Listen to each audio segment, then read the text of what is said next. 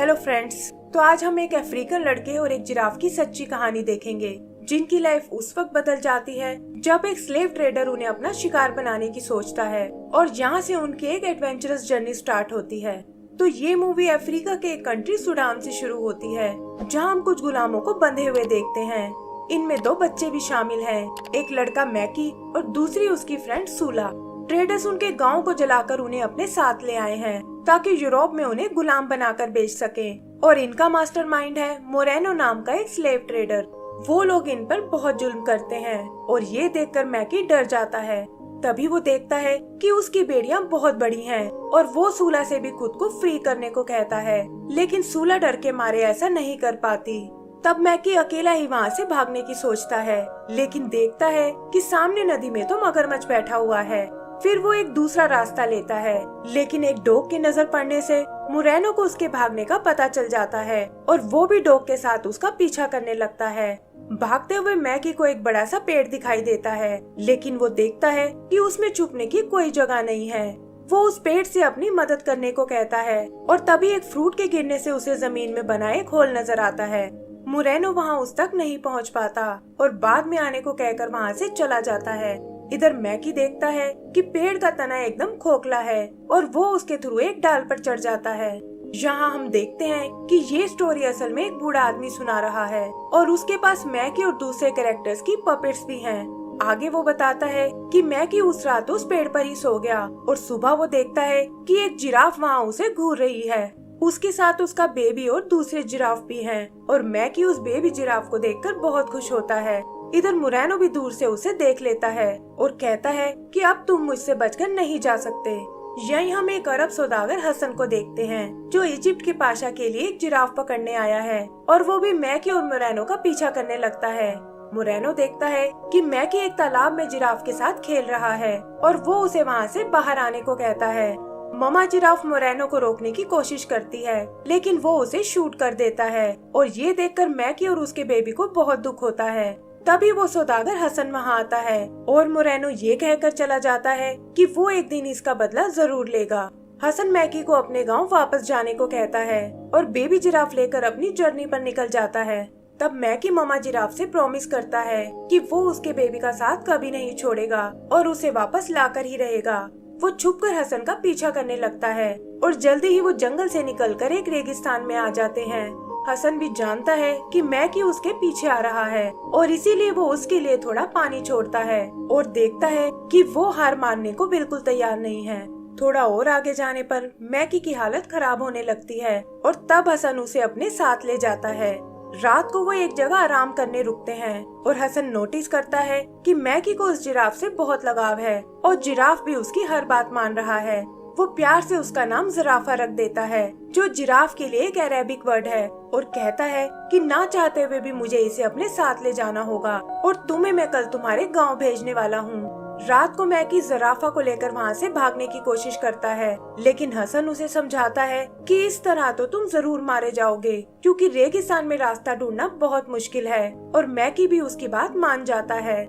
सुबह वो एक बार फिर आगे बढ़ने लगते हैं और हसन उन्हें अपने दोस्त महमूद के पास लाता है, जिसकी रेगिस्तान में एक ट्रेडिंग शॉप है। महमूद भी उस जिराफ को देखकर बहुत इम्प्रेस होता है और हसन उसे बताता है कि मुझे इसे जिंदा रखने के लिए दूध की जरूरत है क्योंकि हमारा सफर बहुत लंबा होने वाला है। तब महमूद उसे 2 गायें दिखाता है जिनके नाम है सुन और मुन, और बताता है कि ये खास तिब्बत से आई हैं और इनसे तुम्हें जिराफ के लिए अच्छा दूध मिल जाएगा। हसन उनमें से एक को खरीदने को तैयार हो जाता है, लेकिन महमूद कहता है कि ये दोनों जुड़वा बहनें हैं और एक दूसरे के बिना नहीं रह सकती। हसन को इससे कोई फर्क नहीं पड़ता और वो उनमें से सुन को खरीद लेता है। यहाँ वो बच्चे पूछते हैं कि आखिर सुन और मुन भला कैसे नाम है, और तब वो बूढ़ा आदमी बताता है कि ये दोनों इक्लिप्स के दिन पैदा हुई थी। जब मून पैदा हुई तो चांद ने सूरज को ढक लिया था और सुन के पैदा होते ही सूरज फिर निकल आया। आगे वो अपनी स्टोरी कंटिन्यू करता है कि हसन मैकी को उसके गांव वापस भेजना चाहता था और महमूद उसकी मदद करने को तैयार हो जाता है और कहता है कि कल मैं इसे एक कारवा के साथ अफ्रीका भेज दूंगा। फिर सुबह हसन बिना मैकी को बताए वहाँ से निकल जाता है और सुन भी अपनी बहन से अलग होकर उदास हो जाती है। जल्दी ही मैकी की आंख भी खुल जाती है और वो समझ जाता है कि हसन उसे छोड़कर जा चुका है। तभी वो मून को देखता है जो अपनी बहन के पास वापस जाना चाहती है और मैकी उसे भगाकर अपने साथ ले जाता है। इधर ज़राफ़ा हसन की बात सुनने को बिल्कुल तैयार नहीं है और तभी हम देखते हैं कि मैकी और मून भी उन तक पहुंच गए हैं। आगे वो लोग इजिप्ट में एंटर कर जाते हैं और हसन भी मैकी को देखकर उसे अपने पास बुला लेता है। वो उसे वॉर्न करता है कि तुम्हारा और ज़राफ़ा का साथ बस इजिप्ट तक ही है और फिर तुम्हें अपने गांव वापस जाना होगा। यहीं वो नदी में मोरेनो को देखते हैं जो खुद भी इजिप्ट ही जा रहा है और उसने अभी भी सूला को बंदी बनाया हुआ है।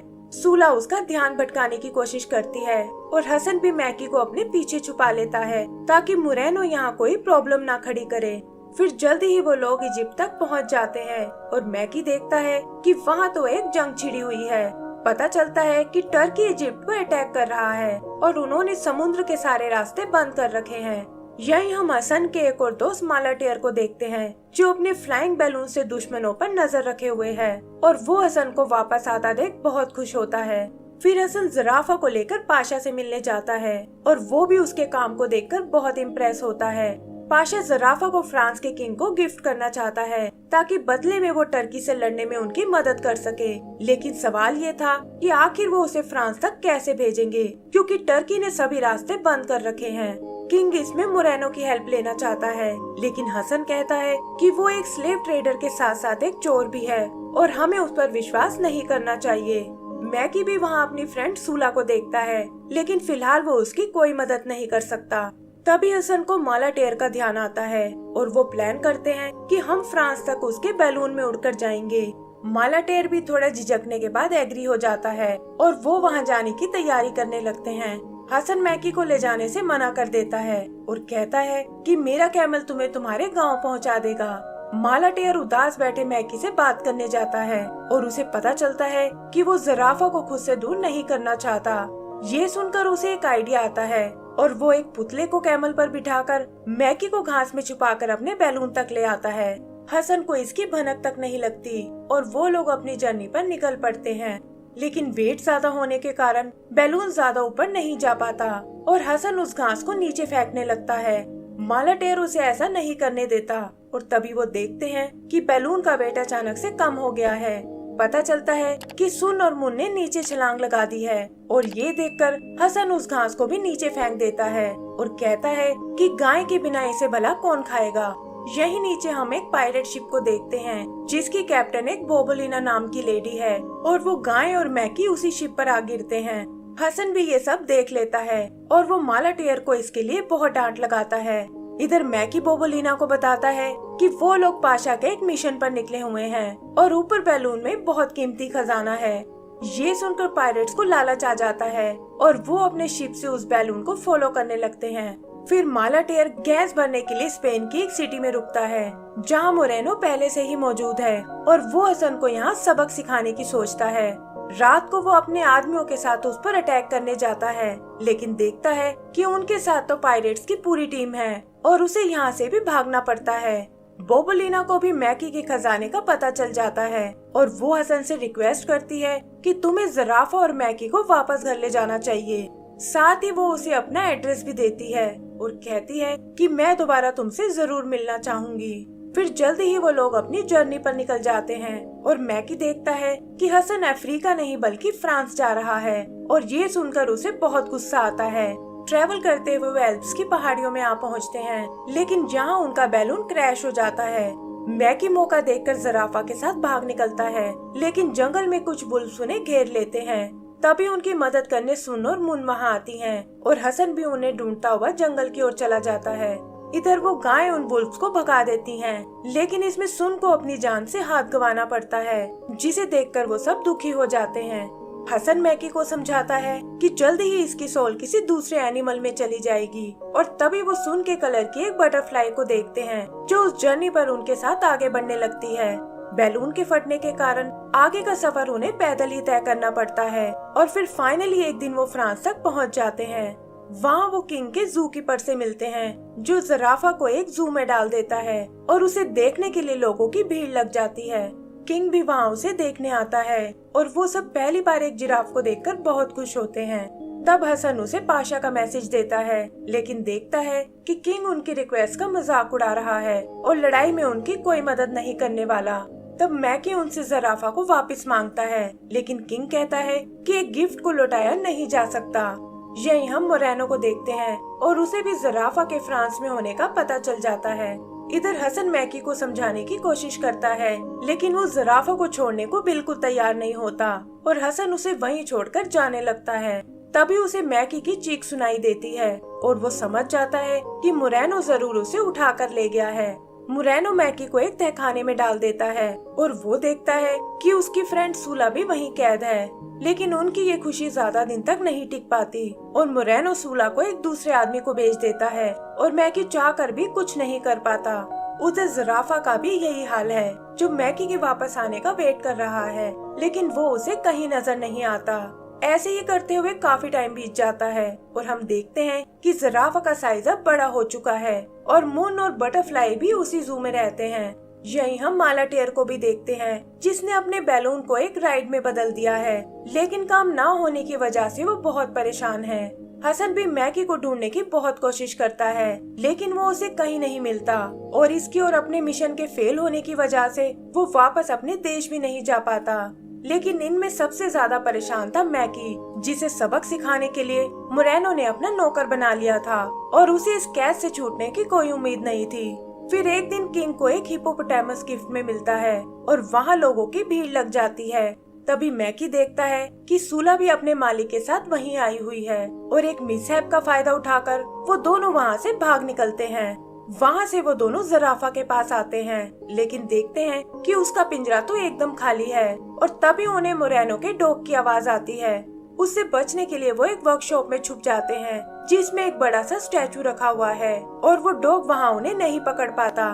तभी दूर मैकी को माला टेयर का बैलून दिखाई देता है और वो दोनों वहाँ उससे मदद मांगने जाते हैं और कहते हैं कि घर जाने का वक्त आ गया है। वो हसन को भी अपने साथ चलने को कहते हैं, लेकिन देखते हैं कि वो सुनने समझने की हालत में बिल्कुल नहीं है और उन्हें उसे छोड़ना पड़ता है। फिर बैलून लेकर वो सीधा जू में आते हैं और इस बार फाइनली ज़राफ़ा उन्हें मिल जाता है, जिसके साथ मुन भी है। मैकी माला टेयर से उसे निकालने में मदद करने को कहता है, लेकिन वो बताता है कि ज़राफ़ा का साइज बहुत बड़ा हो गया है और हम उसे बैलून में नहीं ले जा सकते। मैकी को ये सुनकर बहुत दुख होता है और तभी वो देखता है कि ज़राफ़ा उससे बात कर रहा है। वो मैकी को समझाता है कि तुम्हें अपने घर वापस जाना होगा और इसी से मुझे असली खुशी मिलेगी। वो उसे अपनी मॉम के दिए वचन से आजाद करता है और बताता है कि मैं तुमसे तुम्हारे सपने में मिलने आऊंगा। तभी उन्हें ढूंढता हुआ मोरेनो वहाँ आता है, लेकिन इससे पहले कि वो उन्हें कोई नुकसान पहुँचा पाए, हसन वहाँ आकर उसे रोक लेता है।